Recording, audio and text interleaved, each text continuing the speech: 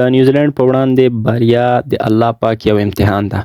موږ باید ناشکري، تکبر، لویي، غرور او هر هغه فزیکي او لفظي کړنې چې الله جل جلاله پرې ناراضه کیږي ونه کړو.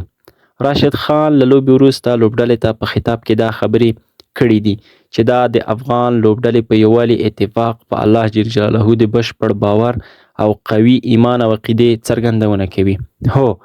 راشد خان په خبري کانفرانس کې له لوبې وروسته وویل چې د یوې لوبډلې د بریا لپاره یوازې بالران نشي کافي کېدلی، بلکې اړینه ده چې په نیمایي اندازې سره بیټران هم دغه وظیفه اجرا کړي چې د بیټینګ یا توپخانې په برخه کې اوس دغه جوړه موږ د رحمان الله ګربز او ابراهیم ځدران په نوم سره لرو او موږ به نورو